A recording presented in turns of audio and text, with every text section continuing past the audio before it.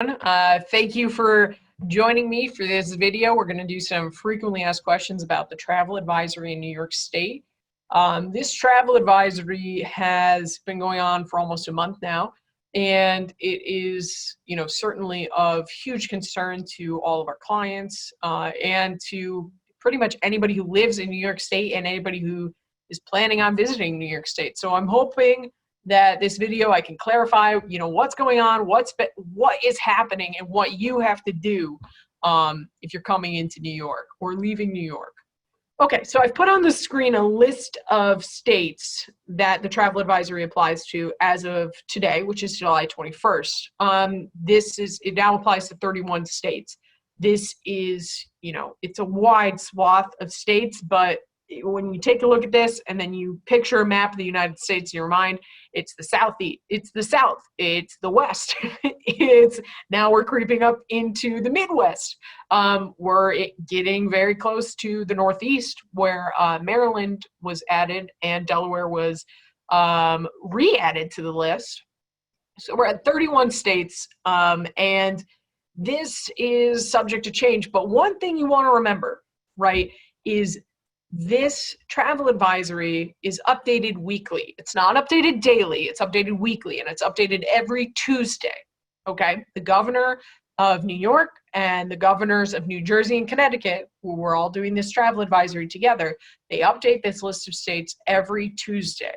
They take the metrics of rolling data from these states based on, the infection rate and the how many cases they have, and they update it weekly. So it's not a daily thing, it's weekly. If, for example, you traveled to Alaska last week and you got back yesterday, Alaska was added today, this does not apply to you. It applies once it's added that day.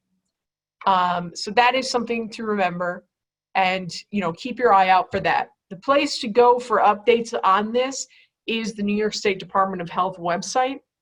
If you simply Google New York State list of travel advisory states, it will take you to the Department of Health page on this. What is important to remember here is this, again, it's updated weekly. The Department of Health website can sometimes lag with what the states are. As a result, I encourage you to actually take a look at New Jersey's page. New Jersey's page, again, if you just simply search travel advisory states, New Jersey, you will find on that page, they have a very comprehensive list of the history of what states were added and when they were removed also, which it's very helpful to have the dates associated there. So that's, baseline question number one is just what's happening there. The second one that's been a very popular question is, can you leave before the travel advisory is over?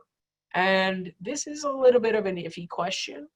This is addressed in the frequently asked questions on the New York State Department of Health website about the travel advisory. But, yes, the answer generally is you can leave before the 14-day quarantine is over. But you have to leave, right? You cannot just leave the quarantine place to go to someplace else in New York. No, you are in your quarantine place, you stay there. So just remember that.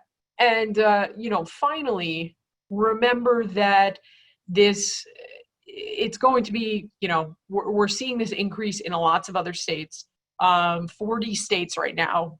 So there's not many left to add at this point, but I expect that more will be added next week. And remember that these can be reported. If somebody is not quarantining, if a business is not enforcing the quarantine of an individual, this can be reported to the New York State Department of Health. There are exemptions for essential employees. The governor flat out said the other day, this travel advisory does not apply to essential employees. So remember that. So there is a form that is available on the Department of Health website.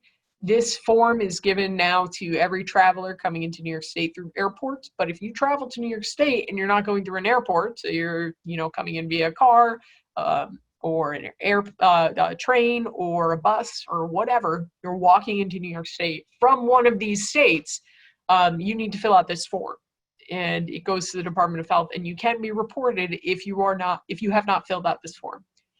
So remember that. And if you have any other questions, feel free to contact Bond Schoeneck King. Contact any attorney that you work with there. We'll be happy to help sort out the travel advisory for you. So with that, I bid you adieu.